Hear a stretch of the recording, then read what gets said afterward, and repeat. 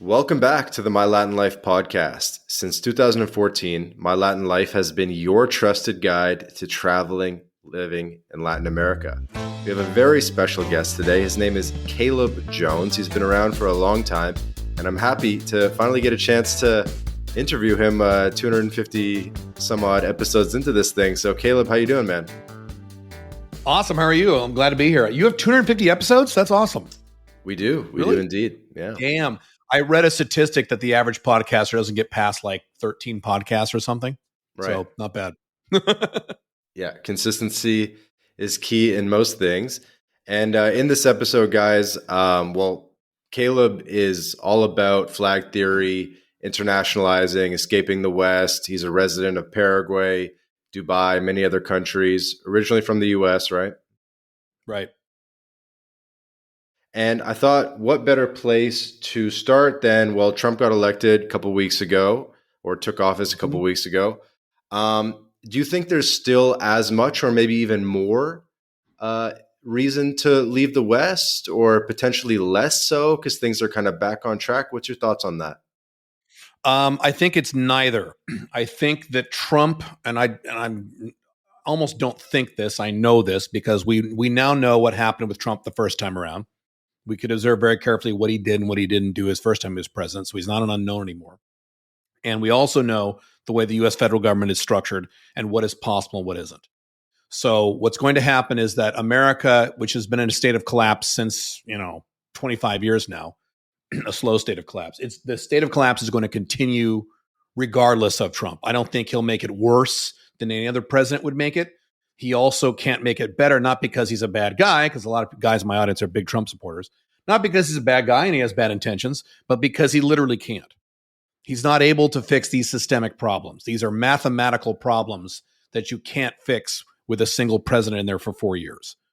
It's mathematically impossible to save the United States, and not just US, Canada, UK, Germany. There are several countries that it's just not possible to save. You could pick any politician who is your favorite, including Trump, if you're a big Trump guy, and you could make Trump president for life. You could install him as president for life. America will still collapse. It will still collapse at the same rate, the same time zone. Same thing if, go ahead. Yeah, because Elon's talking about we can balance the budget. So if we run a budget surplus, what other math would still be bad? A number of things. The debt and the unfunded liabilities that America already has. So if you add up the debt and unfunded liabilities, you're looking at about 140 trillion-ish that will come due in the next 30 years. Back in the 70s when I was a kid, because I'm an old man, we could say, yeah, these horrible things are happening, but that's going to happen so long. I mean, that's due in a long time. You can't say that anymore. This stuff's coming up in our lifetimes. Number one. Number two is the budget surpluses you need would be trillions of dollars in surplus. And that's literally impossible. And the reason for that is, and I like Elon Musk. I think he's great. But if you look at how the U.S. government is structured, the vast majority of federal spending is what they call non-discretionary something. There's a term for it, like military spending. You can't cut military spending. It's not possible. There's no way to do it in Congress. You can't do it. You can't cut the interest that we pay on the debt. You can't cut that. And it's something like, I don't know the exact numbers. Don't quote me these exact numbers, but it's something like 90 some odd % of the government. You really can't, there's no system for cutting it. What you're really talking about is about 10%. I think it's actually a little less than that. And the challenge with that 10% is most of that 10%, and it's not literally 10%. So I'm giving you estimates here. Because sometimes in my audience, we have a lot of nitpickers, which is fine. Most of that 10%, the left and the right, the Democrats and the modern day version of Republicans, who are also like big government, mostly agree. They agree on most of that 10%. So what you're talking about cutting is this little sliver of 1%, 2%, 3%, something like that. And the big news last week was the stuff they uncovered about, oh my God, they're spending $50 million on this and 200 million on this. 200 million, 50 million, 300, 400 million there, here and there has nothing to do with the $10 trillion a year the U.S. government spends if you add up federal, state, and local spending. So you could cut all those things and America's still going to collapse. It's just the way that the United States government is structured. I I mean, hear I'm you. a libertarian. So you could get the libertarian Jesus is Ron Paul, not Rand Paul, but Ron Paul. Okay. He's a libertarian and he's great. He's amazing. Ron Paul's amazing. You could take Ron Paul and make him president for life. America's still screwed. These are systemic problems that are not fixable unless America collapses or balkanizes into a bunch of little countries. That I've said would work, and that may happen. The problem is if that happens, it'll be so bad, it'll be terrible, and then it happens. America could break up. What I've talked about is here's how you could fix America. This will never happen, but here's how you could do it. You draw a line down the middle of the country, and you draw 4 or 5 big, long horizontal lines across the country. So you end up with like 10 or 12 long horizontal countries, each one with a port, which is kind of important. And then you'd specify, you say, okay, this country is a libertarian country. This country is a Christian right-wing Ted Cruz type country. This country is a woke left California type country. This country is like a Bernie Sanders socialist country. This country is kind of the way America is now. This country is like a Trump country. And then you have everyone move to the country they like, and then everybody's happy. Instead, what happens now is every 4 years, half of America is furious.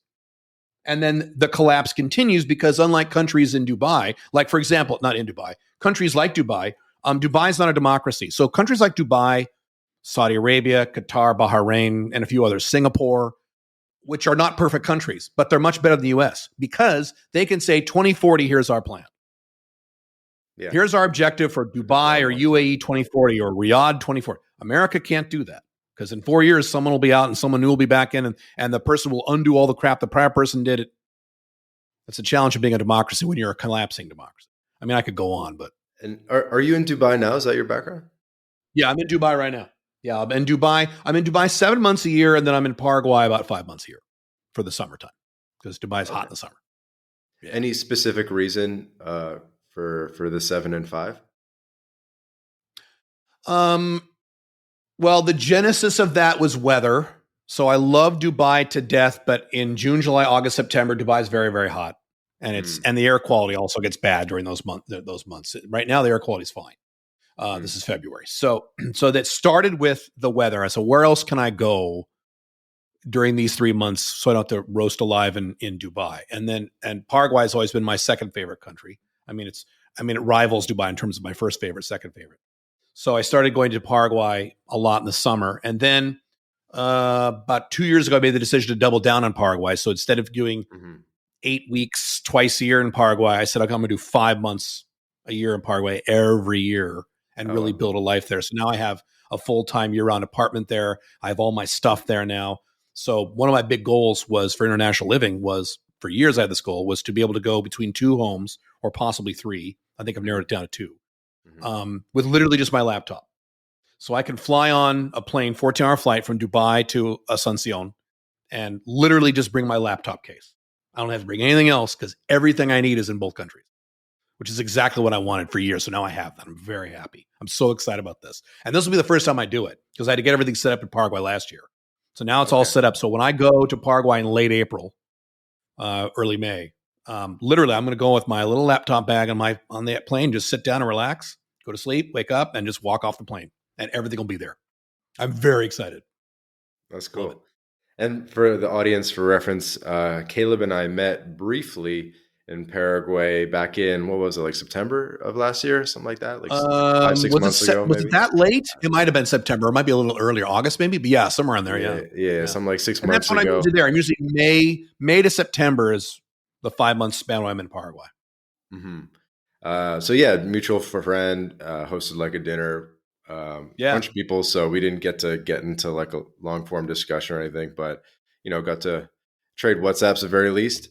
Okay, I want to back things up a little bit. So I understand you kind of started as a bit of a pickup guy, right? And you were pretty popular. You had some like or like, I guess, fully anonymous accounts as like Dragon and like, you had some names. I don't know if this is pretty well. That was me, Black Dragon.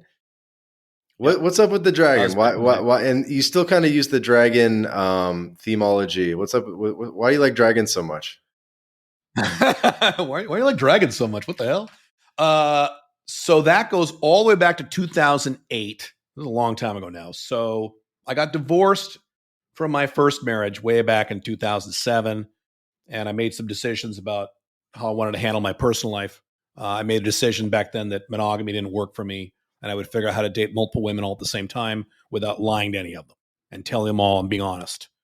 So I started that model way back in 2007. And then, 2007, 2008, I joined the pickup artist community. I was the oldest guy there. I was like in my mid 30s. These were all like young guys in their 20s going to clubs. Hey, dude, that kind of guy.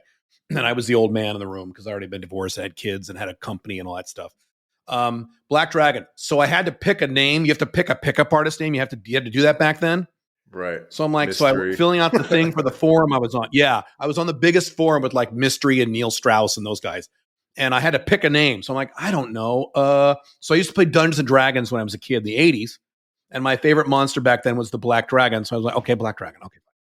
Now, had I known that it became a brand and a company. Had I known that would have been the name of the brand and the company, I would have picked a much better name. But I just, it was a 5-second decision. So it wasn't cool. Sometimes later, years later, what's that? Dungeons and Dragons is the origin then. That is literally the origin because I'm a big nerd. Yeah. What's really funny is a few years later, guys, I'm honest, like, okay, so you chose Black Dragon because it's the opposite of White Knight, right? Right?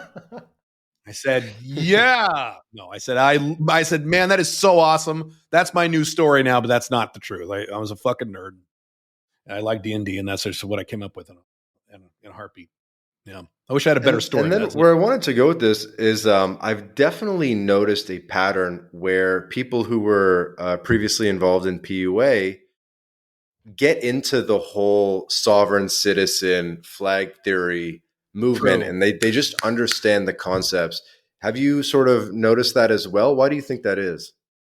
It's a percentage of guys. A lot of them don't, but a lot of them do. Here's my guess is that a big thing years ago, back again around 2009, 2010 was what they call now passport bros. That's the term now, but that was a big thing going back to Roosh V. He was the big guy for this, where pickup artists would say, which is incorrect. They would say, American women suck or British women suck. We need to go to Thailand and bang chicks there. We need to go to Eastern Europe and Ukraine and hook up with, nice girls. And so there was a big movement of those guys. Now, I didn't do that. I like American women. My current wife is American. But I like foreign women too. I like them all. So that I think is the flag theory and digital nomad and that kind of stuff with those guys is an outgrowth of doing that. They were already accustomed to going to other countries because they thought incorrectly that Western women were horrible. So I think that's where that came from. That is not where I came from. I left the USA for economic and tax reasons. I have never traveled to another country for sexual reasons in my entire life. Now, I will date foreign women, and I do, but that's not why I go there. Mm-hmm. And I'm unusual in that respect because most of these guys go there for woman reasons. And maybe other lifestyle reasons too, but woman is in their top 1 or 2 or 3 items, and it's never been mine. I think another element to it is just the realization that you can design your own life and lifestyle and improve your situation. And I think for a lot of like young guys, the first time they sort of realized they could improve their situation was through pickup, and they could like treat it like a skill and get better. And then, you start looking at the whole, go where you're treated best, nomad capitalist type idea. And you think, okay, well, now my country doesn't actually treat me the best. And there's ways I can improve my situation, my tax situation, my cost of living situation, things like that. So I think it's related in that self-improvement vein as well. Accurate. They're very cross-compatible ideologies. That's very accurate. Correct. That's why I've been able to do well with the other brand that I have, Unchained CEO. Because it's very cross-compatible. So that's accurate. Correct. And you kind of do a couple things, right? So you teach people how to make money online, but then you also have Paraguay residency services. And I think you've promoted Dubai and Armenia and maybe even Uruguay a couple times. So for me, like for My Latin Life, we say, there's lots of gurus that'll teach you how to make money online. You can go to any of the million out there, but then when you want to internationalize, come to me, right? but you're kind of Right. doing a bit of both, I guess. But I guess teaching making money came first. Well, what came first was location independent income. So my big brand Alpha Male 2.0 on the dating side, 50% of that is having your own location independent business. A, having your own business, you don't have a boss. So you have freedom of your time and you don't have to report to anyone. B, being location independent so that you can go anywhere you want. You're not rooted to where you are. So if you want to leave your country or spend 4 months abroad, you can go do that. A lot of business owners can't do that, which means a lot of business owners aren't 100% free. So my big thing is freedom. So the only way to be free 100% is you have to A, own your own business, and B, that business must be 100% location independent income. So you do not have to be located in any particular country or city or region to make your money or to hire your people or to service your clients. So it started with that.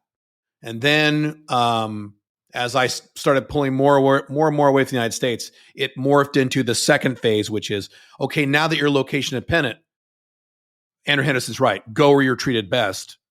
Go to places where you can live a better life, pay less taxes. If you want, date better women, have better weather, nicer people.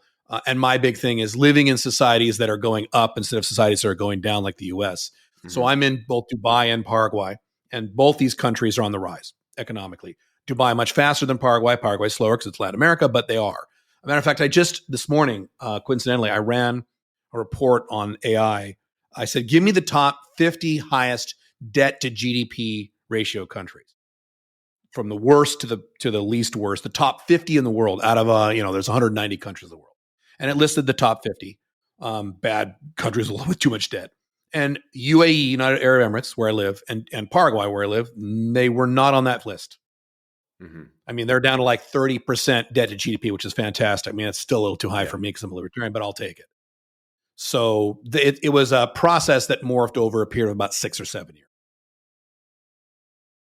And so in the Alpha Male 2.0, you're teaching guys sort of dating and relationship concepts as well as build a business, location independence concepts? Yeah. So Alpha 2.0 is a comprehensive lifestyle model for men. So half of it is dating, and the specific model there is you're dating 2 or more women with no lying, cheating, or drama long term, and everyone knows what you're doing, so you're not lying. So that's 50%. And the other 50% is you have your own business that's 100% location independent. So it's your own business, you own and control, you own 100% of it, you have no partners, and it's location independent, so you can go anywhere in the world you want. So you've covered both those bases. You're not monogamous. You're also not an angry incel not getting laid, so you're happy on that side, but no one woman can run your life. And you don't have a job, you don't have a 9-to-5 job, you don't have a boss, you have a business, and it's a business where you go anywhere in the world. Now you're one of the freest people on earth. I mean, you're more free than many billionaires if you do this, and that's literal. So again, it goes back to right. So I couldn't teach when I was formulating Alpha 2.0 back in 2014. I said I have to include both these things. I can't include just one. I mean, the pickup artist stuff was great for younger guys who wanted to get laid, but what about guys who are 40s, 50s, 60s? What do you do then? Are you going to go to dance clubs to, hook up with girls when you're 46? Probably not. And then also, if you're having a great time sexually, but you have a 9-to-5 job, are you free? No. And the inverse. There's a lot of guys, I have buddies who are like, high income nerd types, and they, either are single and they're incels or kind of like that. And they make a lot of money. They have good jobs or good business. They make good money, but they either don't have sex at all, or in some cases worse, they've got a monogamous, angry wife or girlfriend who runs their life. So they have money, but they're not free. So the point is, in order to be free, you have to attack both those sides of your life. So Alpha Male 2.0, correct, is both. Because they're both equally important. They're both foundational to your happiness as a man, long term. So 2 girls, 1 business. There you go. Well, what I actually teach is over time, once you get good at it, it's 2 to 4 businesses, small businesses that are in different. I think I'm 1 girl, 2 businesses. 1 girl, 2 businesses. Yeah. Well, I'm 2.5 businesses and a bunch of girls. So yeah. But as long as but yeah, a good way of saying it. 2 girls, 1 business. Long term, I talk about 2 to 4 small businesses in different niches, but that's over time. Once you've got 1 business, a location independent that pays your bills, great. You're in the top, 5% of humanity at that point. Because how many people have that? Very few, including wealthy people.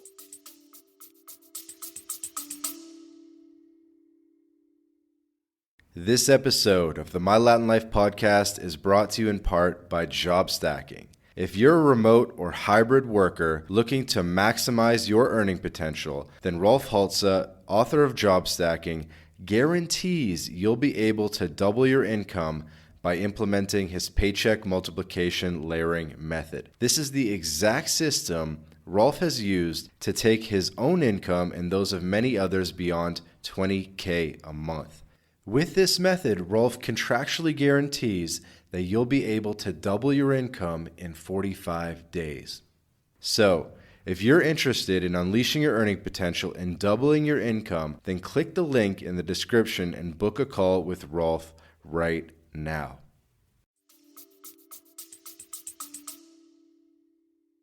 And then you also kind of teach people later on, obviously, to internationalize, and then also a little bit of real estate as well, investing in international real estate. I cover investing a little tiny bit. I've moved away from that because I really want to focus. So I've covered financial models, investing, real estate. I've covered all that stuff. That's not my focus. In the last years, I've tried to stay in my lane and not talk about those things, even though I could, and I have some experience in those areas. So mostly it's about internationalizing. So if you look at your life in phases, phase one is get location dependent income. Yeah. So you get your own business that's location dependent because you need that first, or else how can you move to Belize or wherever you want to move to, or spend 6 months a year in Japan if you have a 9-to-5 job? You can't. You need location dependent first, unless you're independently wealthy already, then fine. But if you're not independently wealthy, then you need your location. So that's phase one. And what I teach is a very specific model called the Alpha 2.0 business model, where it's coaching, consulting, or a service, because that'll make you money within 90 days or less and it's high margin, so you don't need a lot of customers. And it's all location dependent. So once you do that, that's phase one. Then phase two is you have two choices. You can either move to a less bad country if you're able to do that emotionally, and a lot of people can't. So if you can't do that emotionally, then what you have to do is you set up an international backup plan where you get legal residency in another country you like. You get legal residency there. So if there's another pandemic or war or collapse, they have to let you in because you're a legal resident there. So visa hopping won't work. Right. Legal residency. And then you have a bank account in that country. You have their currency in that country. You know the lay of the land in that city. If you have a little more money, if you want, you have an apartment there. If you can't afford an apartment there, although, in Paraguay, it's so cheap, you can get an apartment on a pretty low income. But anyway, if you don't want an apartment, you at least have a storage unit there so you can leave stuff there when you go. And so that now, when your Western country collapses in your lifetime, which it will, you have somewhere to go. Everyone else will be freaking out, and you go, well, I don't care. It's like an insurance policy. So if you don't need to move out of your country, although that'd be my preference. Instead, you can set up a backup plan. But again, in order to make the backup plan viable, you need location dependent income first. Your backup plan is not going to help you much if you're going to lose all your income when you go to another country. So phase one is location dependent income through your own business. And phase two is you internationalize, which means you either move to another country or you have an international backup plan. And then you're covered. And so you're saying the fastest way to make money online or location independent is through coaching and consulting? Yes. If you look at all the available business models, SMMA, drop shipping, writing an ebook, doing a course, and nothing wrong with those things. I've done many of those things. I made money doing those things. I've written 9 books. So it's fine. But if you look at all these models, they take a long time. So, if you write an ebook, and it's like small money, but you get money every month, but it's small and like right. Well, and even if it's big money later, you got to wait a year. How long is it going to take you to write an ebook, especially if you've ever written one in your life? You got to write an ebook, and you got to edit it, and then you got to proofread it, and then you got to typeset it, and then you got to market it. How you going to market it? It takes too long. All those things, drop shipping, all those things. That's problem number one. Problem number two is you require lots of customers. If you sell a $20 ebook, you need thousands of people to buy that thing. Well, that's possible, but that's a lot of work. So instead, the fastest way to go from 0 to 90 days where you're making money for real online in your own business, and I've looked at all of them, is either coaching, which means you're helping someone one-on-one or in very small groups, consulting, which means you're helping a company solve a problem or achieve a result. I've been a consultant for 30 years. Or a service. You do it for them, either for a business service or a personal service. So all three of those things, how long does it because it's going to take you to come up with a consulting service. You can do it in a day. If you do an online course, that might take you a month. Write a book, it might take you 6 months. You can come up with coaching, consulting, or a service over a weekend, as long as you have the data in front of you once you've done your research. And then when you go to sell that thing, A, it's location dependent. You make sure it is. And B, you only need 2, 3, 4, 5, 6 clients to, in most cases, to quit your job, because they're going to be paying you thousands of dollars, either for a flat fee or a retainer. Uh-huh. So you can quit your job within 3 to 6 months doing that kind of thing, because you don't need a lot of customers. And often, like people in our programs, we've had people do this where when they're doing the research on the niche, they end up getting customers from their research without even marketing anything. So that's why that's the best model in terms of speed to the money, is coaching, consulting, or a service. And then what I tell people is, if they really want to do, I want to do an AI business, or I want to develop an app, or great, do that as your second business. Get free, get rid of your 9-to-5 job, get location dependent, and do that as your second business. When you're free and you don't have to worry about, I need to make money by X, or I have to go back to my job. So you can still do that, but get free first, which usually means for most people coaching, consulting, or service. And I think you wrote a book called Location Independent Selling. Could being like a remote sales guy potentially be one of those ones? That's one of our courses. I've got a whole bunch of online courses. That's one of my courses. And could that potentially be one of those things to start fast selling, doing sales? Yes. Remote? Yes. Yeah. You can start a marketing company where you help business owners in a narrow niche. I'm really big on focusing on narrow niches. Mm-hmm. Yeah. You start a marketing company for someone in a narrow niche and you get them clients. You just take a commission or a flat fee or a combination. That's awesome. The two things that most niches / industries need, not all of them, but most, is I want more customers, and I don't know how to get it because I'm a technician business owner and I don't know how to market, because business owners are terrible at marketing. Or I need to find employees. I have trouble finding qualified technicians for my business. So that means either a marketing firm or a recruiting firm. And both those fall into the service category. So those are both awesome. Yes. Absolutely. Those are easy ways to the money, as long as you're narrowly niched. I feel like for people, this seems a lot more doable if you give like some specific examples. Do you have any anecdotes or like some success stories that you'd be willing to mention? Sure. There's a whole bunch. So, had a guy in one of our programs where he had a skill as a writer. So he wanted to ghostwrite for rich old people who wanted to write their memoirs. And his first client was something like $6,000. Boom. And then he realized ghostwriting takes a long time. So he quickly pivoted and he started doing coaching for rich old people. So that was the narrow niche, rich old people who were retired and had nothing to do, who had money and wanted to write their memoirs, because a lot of old people want it. So he would coach people on how to write their own memoirs. And he charges $7,900. He's in the US. The guy lives in the South. And he started just racking up clients. And he did that really quick. We had another guy who was an engineer, 9-to-5 engineer. It was a certain type of aerospace engineering, which I don't know much about. And we had him do research on a niche. So he called 3 or 4 people in this engineering niche, which again, this is above my mental capacity. The third person he talked to when he started asking questions about what is your biggest problem, the third person he talked, third or fourth, said, well, our problem is this. And the guy said, can you help us with that? And the guy said, our guy said, yeah. And he ran back to us and said, he wants help right now. So he signed up a client right then and there, $5,000. He did it within 5 weeks, teaching stuff he was already doing at his job, engineering stuff.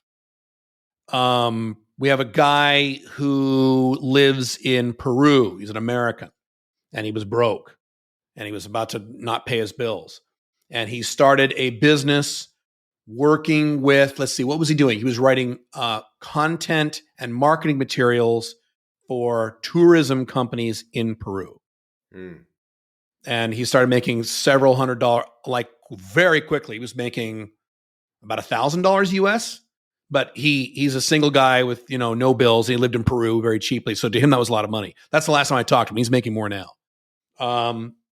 All it is identifying a narrow niche, and then asking that niche, what is their biggest problem? That's the model we teach. And ask, don't come up with something you want to sell because your failure rate is 85% with those companies. Instead, you ask the niche, what is your biggest problem?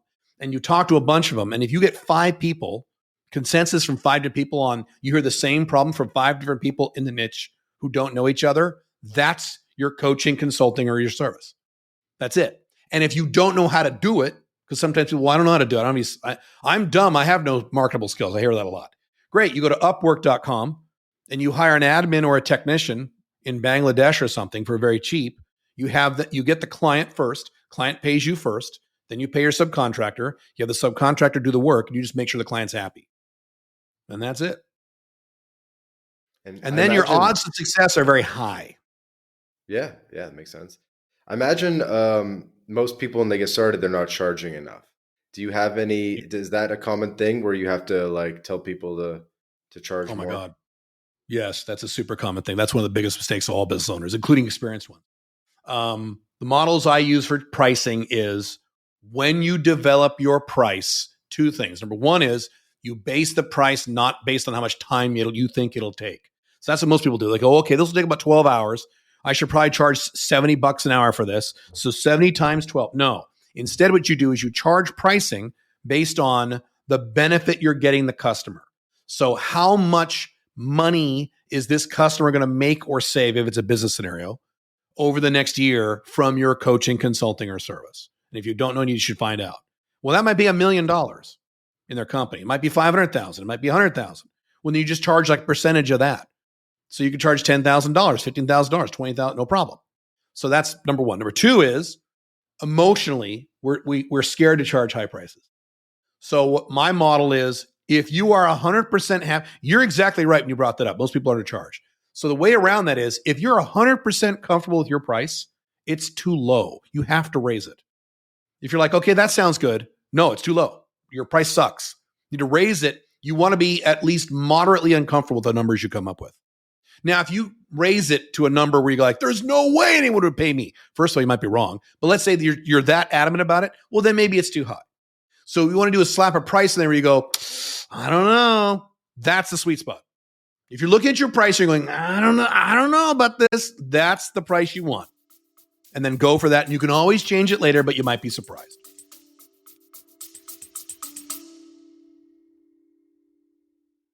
This episode of the My Latin Life podcast is brought to you in part by Crema Social. Crema Social is like TikTok for international dating. It's an app you can download right now on your phone, and 3 out of 4 people on Crema are single women. The app was founded in Colombia, so unsurprisingly, there are a lot of Latinas on the app, by the way. So how does it work?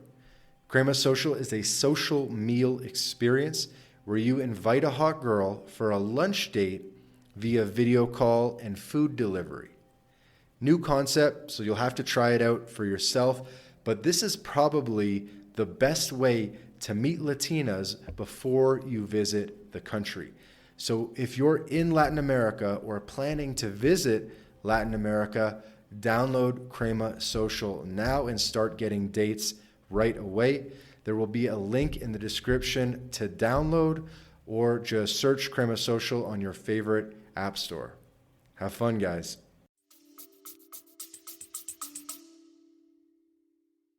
And then I imagine people also have issues with the ups and downs of running a business, how your income is more inconsistent than being an employee, even being like a remote worker. It's consistent. Being a business owner, ups and downs. When people come to you with issues about that, how do you work them through that? A few things. One is the amount of money you have in savings is a factor in terms of when you quit your job. So what I say, my formula is when your business makes 40% of your job income 3 months in a row, you can quit, because you'll have another 40, 50 hours a week you can put, you'll make up that remaining 60% pretty quickly. Now that 40% figure goes up or down based on how much savings you have. If you've got a year of savings, a year of expenses in your checking account, you can drop that to 20% if you want, or 25, or even lower if you want. If you have no savings at all, then you might want to raise that number up a little bit, maybe 60%, because you don't have a cushion. So the amount of money you have in savings is a factor in terms of when you quit your job. The only times it's not a factor is if you live like these young guys who live very simply. If you can live on less than 1,000 USD a month, and in some countries you can, then you can make that work as well. So it's the amount of savings you have plus your monthly nut in terms of what you have to spend.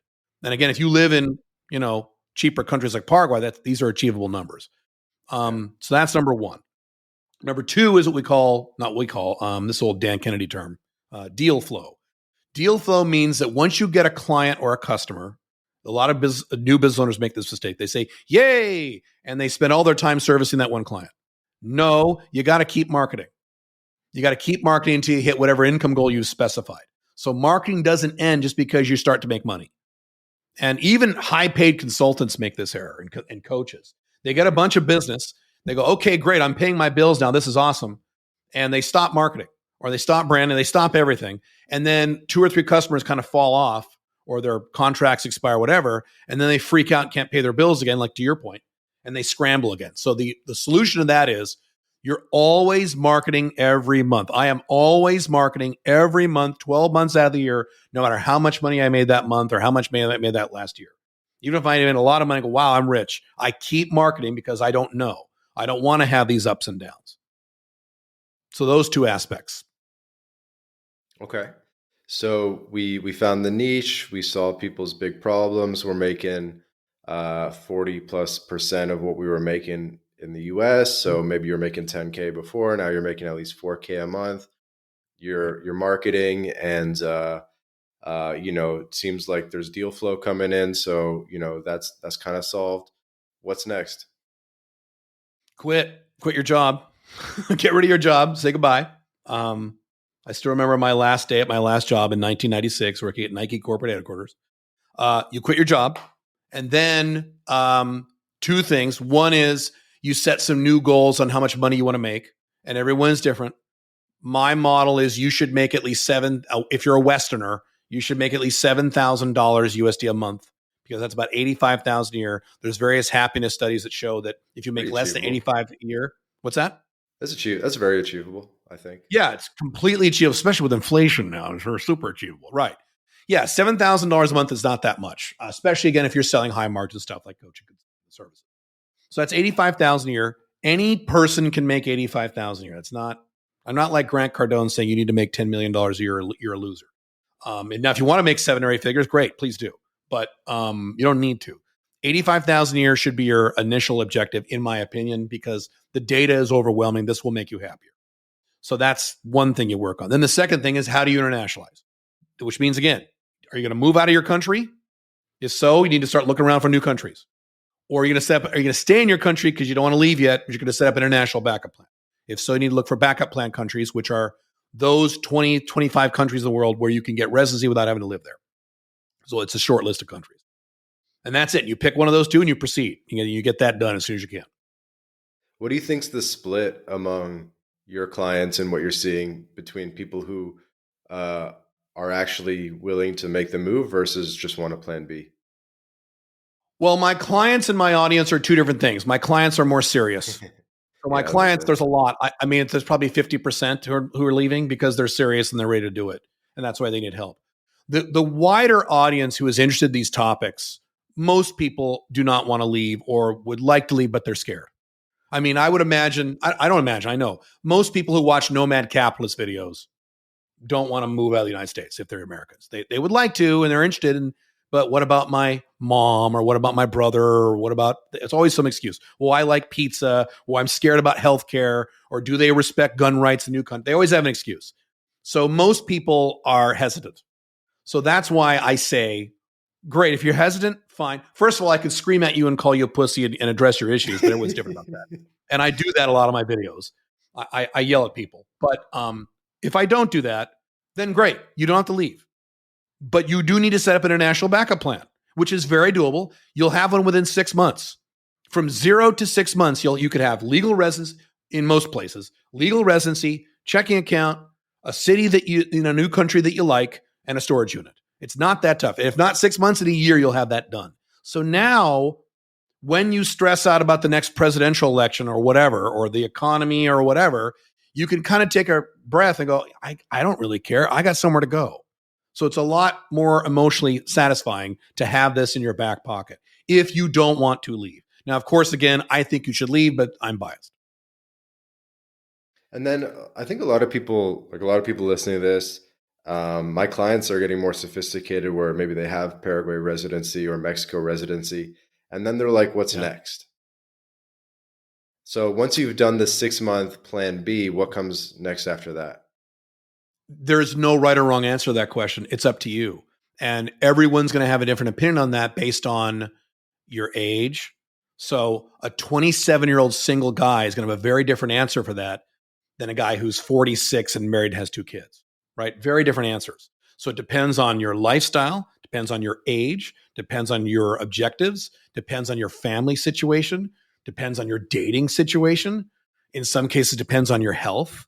So there's no set answer for that question. It's up to you. What do you want? And when I talk about my books is you come up with a vision. And this is old basic Arnold Schwarzenegger stuff. You sit down with a blank Word document and you write out your whole life. If it was perfect, not literally perfect, like I'm a trillionaire, achievably perfect. How much money do you make? Where do you live? What does your family life look like? What's your health look like? What's your net worth? You list everything out and you just kind of design a life. And then that's your answer. That's your guiding light. That's what I have. And so once you achieve location independent income, you've got your residency, you got your backup plan. What next is what that document tells you, what you want. And it's very important to not listen to other people, because I could tell you what I think you should want, but I'm a 53-year-old guy with multiple women in different countries, and I'm a 7-figure earner, and I'm a maniac workaholic, and that's me. It's probably not you. So it depends on what you want. What do you want? Some guys want to look for a wife. Some guys want to, older guys just want to settle down somewhere inexpensive and quiet. Some guys want to come to, countries that are like really cool and flashy, like Dubai. Some people hate places like Dubai, would love Paraguay. Some people are scared of Paraguay because it's lower end. And so what do you want? And you come up with that answer based on what your objectives are and your age and your personality and your needs, and not anyone else's.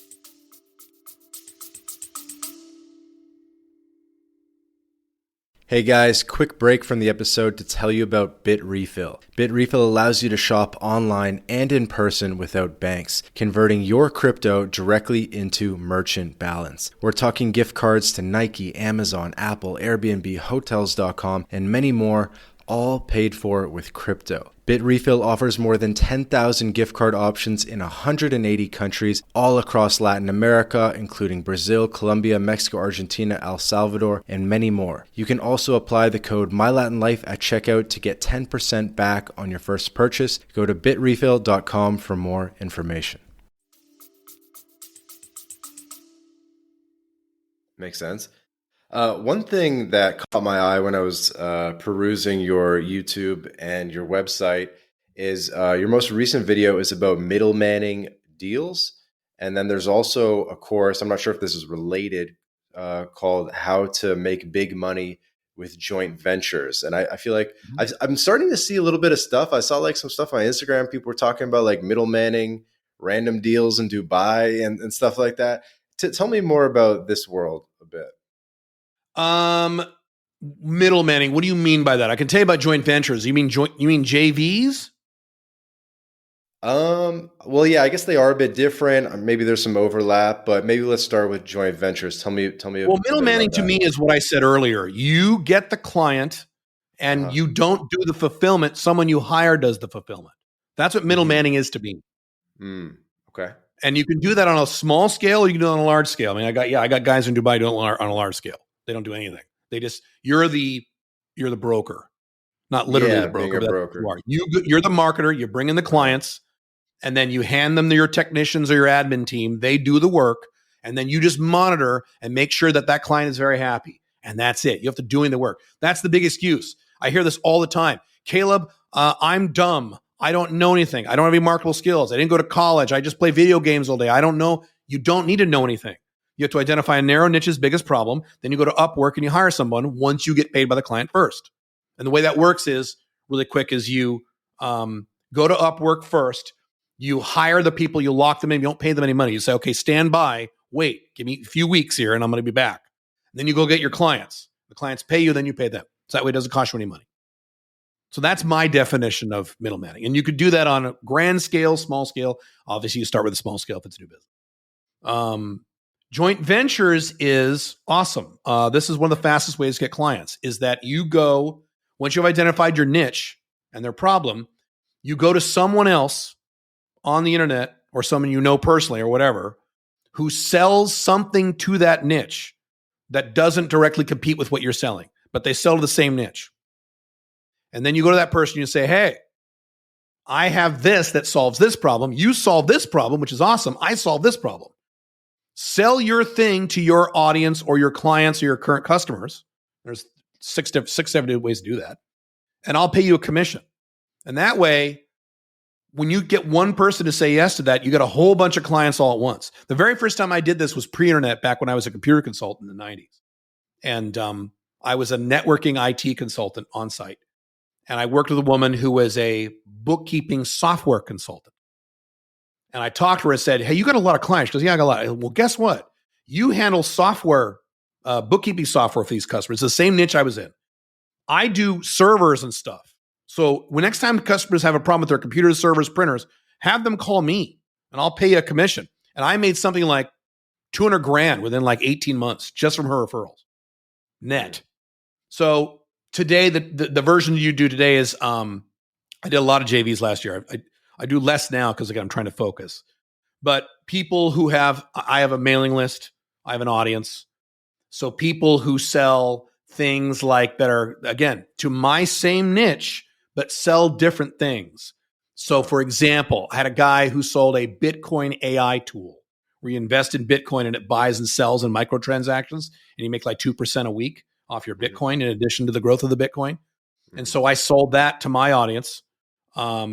He paid me a 40% commission. It was a few $1,000s per sale, so we both made money. And then I will sell my stuff to someone who is in a similar niche that sells things that have nothing to do with mine, but the similar market of people who want to be internationally mobile and things like this. And I'll pay them 30%, 40%, 50%. And it's just automatic free money. The other person just sends 3 or 4 emails that I write that go to my website. They buy my stuff. I get the money. I pay them the commission in 30 days after refunds, and we're done. So it's an easy way to make money on both sides. The only trick is if you're new and you approach people to do JVs, the vast majority are going to say, who the hell are you? You're new. So you can't just call 1 or 2 people. You have to call like 20 or 5 people and say, hey, this is my offer. What do you think? And the good news is, again, if you get one person to say yes, you get a whole bunch of clients at once. Instead of fishing for minnows, you're fishing for whales. You fill your boat with one whale instead of a whole bunch of minnows. So that's JVs. It's great. Okay. And you mentioned in there that you're focusing now. What are you focusing on? What's kind of taking up the majority of your time or your mission? The main focus, so I still have them. I sell them like 17 mini courses, like 8 online courses. We had like 6 coaching programs. We had a bunch of events. I made tons of shit. And so it's all fine. All made me money. I was very happy. But I'm at the income now where I want to scale my current big income to really big income. And when you do that, you have to actually pare down and focus. Mm-hmm. So the thing that I've been focused on the last few years, and I've deleted other things to focus on this, is the 90-day business builder program, which is where we bring people in and walk them by the hand on exactly what we're talking about. Finding a narrow niche, finding their problem, setting up a coaching, consulting, or service, and we guarantee they'll make money in 90 days. It's actually a 4-month program. And it's a flat fee. And I'm just cranking that. For that?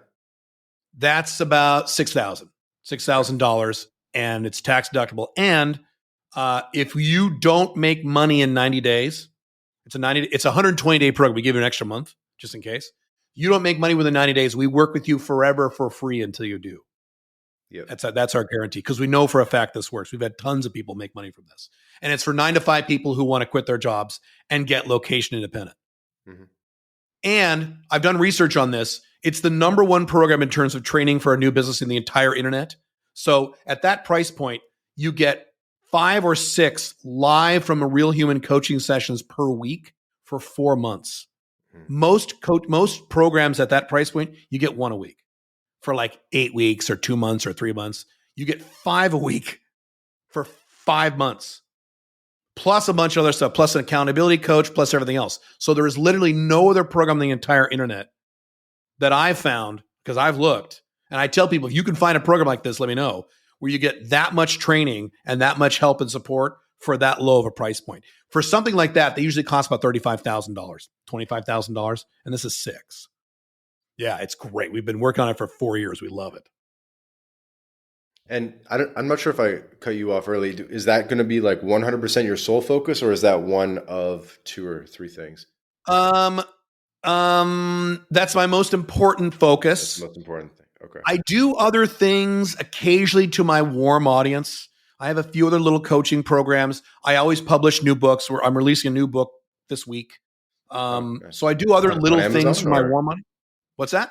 You do it mostly on Amazon or on your like personal site?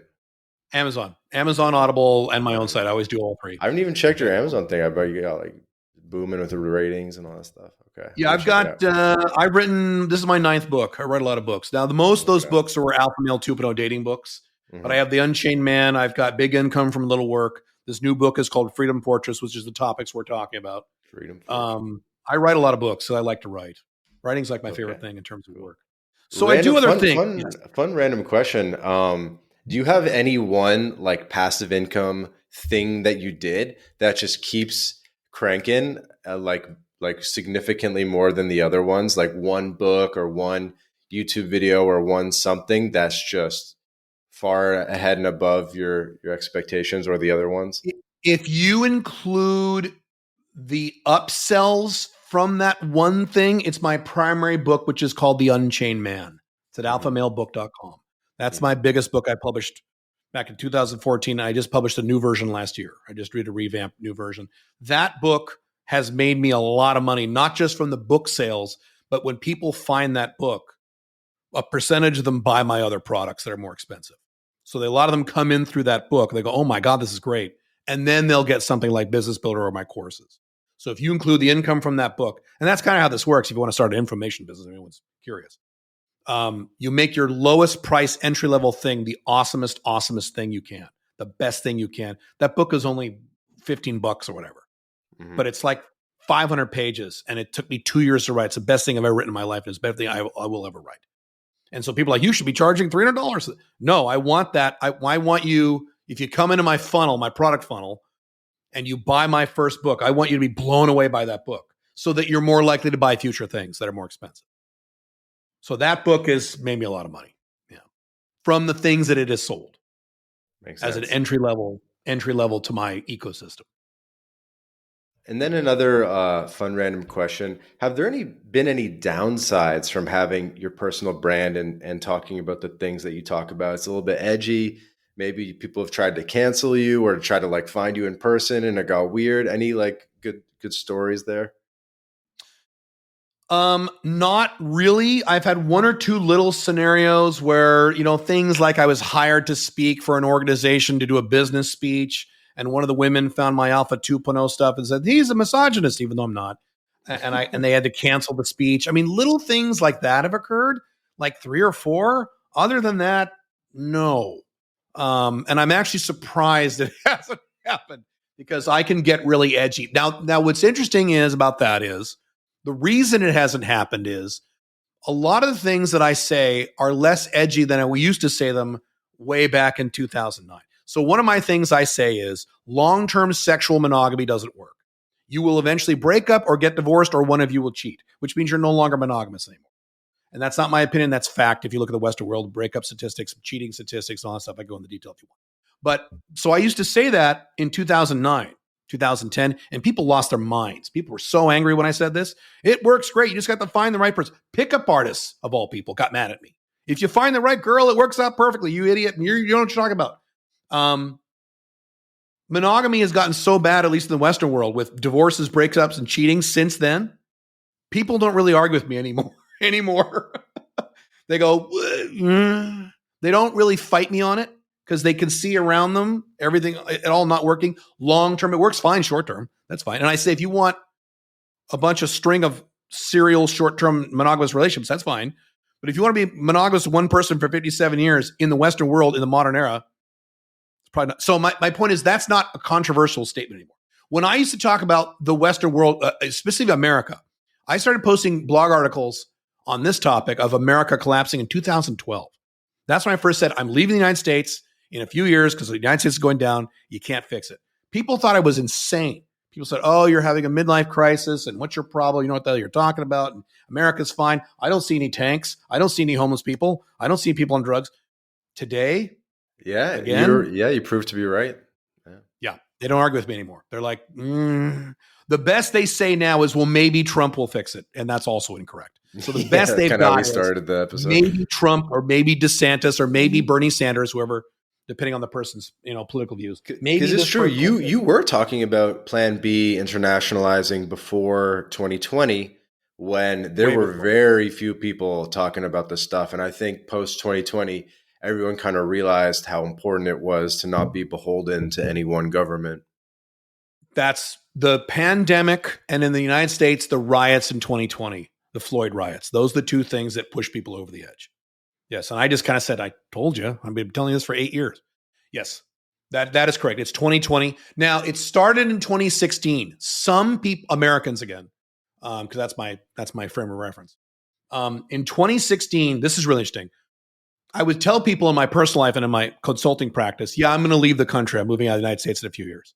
Prior to 2016, the answer I got from every American I told said, really? Why? You're going to leave America? Why would you do that? They were baffled as to why I would possibly do this. As of 2016, it was like a light switch.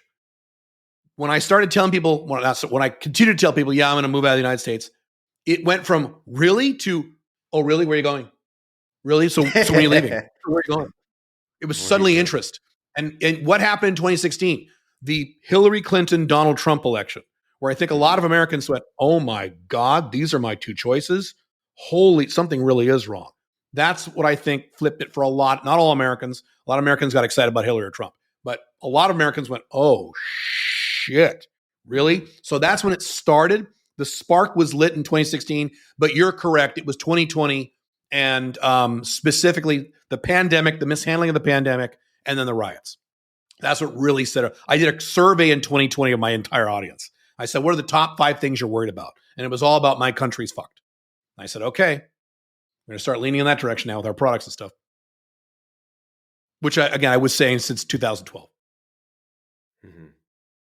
And then real quick, I think do you provide a list of like the top Plan B countries? Obviously, you believe in Paraguay, I guess Dubai, Armenia, maybe. What are like the most popular ones, or what was kind of the short list of ones you recommend for your clients? The short list right now is, you said several of them. The United Arab Emirates, which is Dubai, Paraguay, Mexico, Armenia. It used to be Panama, so I've taken that off the top 5 list, but Panama's still okay. Panama's kind of a mess with their residency right now, but that is probably the top 10. In terms of places for backup plans. Now, in terms of places where you can move to, Uruguay is fantastic. You can't use Uruguay as a backup plan because you got to live there to get the residency. But in terms of going there, and places like the Philippines is good. Bulgaria is good. There's a few good ones. But in terms of the top 4 places to get a backup plan quickly and easily, it's Armenia, Dubai, which is UAE, Paraguay, and Mexico. Those are the top 4. Those are very hard to beat, those 4. And the good thing about those 4 is those are 4 very different countries. So most people will find one of those they like. If you hate Dubai, you'll probably like Mexico. If you hate Mexico, you'll probably like Armenia. It's, so it covers all the gamut of most personality types. Yeah, that makes sense. Cool. And guys, for the audience, I guess Caleb has these services too. My Latin Life, we cover the Latin America ones. We can get you residency in Mexico, Panama, Paraguay, every single country in Latin America. Caleb recommends it. We make it happen. Link in the description. And then Caleb, I guess, kind of has like the all-in-one program that people want from me, which is the dating plus online business plus Plan B course or content. And maybe if people mention My Latin Life on Caleb's, I imagine you do sales calls for the business builder thing. if they mention My Latin Life, maybe they can get a little discount. We haven't coordinated this, but maybe they can get a little some. That's fine. My Latin Life, yes. If you want to sign up for a 90-day business builder, you go to calebjones.com. It's CALEB as in boy, Jones.com. There's a link right there. It says 90-day business builder. You can schedule a call. If it's not for you, that's fine. Yes, we do have discounts. So you mentioned this My Latin Life, right? Correct. I'll let my closers know. Okay. My Latin Life, mention that. We will hook you up. Yeah, we'll give you at least several $100s off. No problem. Cool. Awesome. Any kind of additional last message that you want to share with the audience where they can find you again, all that good stuff?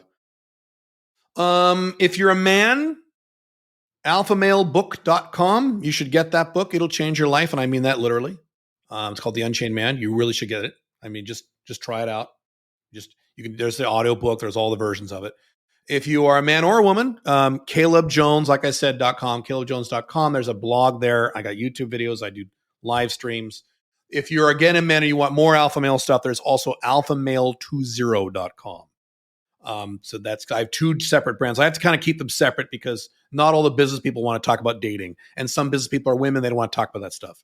And some dating guys don't want to talk about business. So I keep the brands separate, though it's like a Venn diagram overlap. Mm-hmm. So there you go. Cool. Well, I'm glad we finally made this happen. Yeah, this is great. This has been fun. Awesome. Well, guys, let's wrap it up there. This has been another episode of the My Latin Life podcast. Again, our guest today, Caleb Jones, Unchained CEO. And for the audience, wherever you're listening to this, please subscribe, leave a review. Really helps the podcast. Spotify, Apple Podcasts, X, YouTube. We're everywhere. Please subscribe. And we put out 2 episodes a week with amazing guests like Caleb. You won't want to miss an episode. Ciao for now.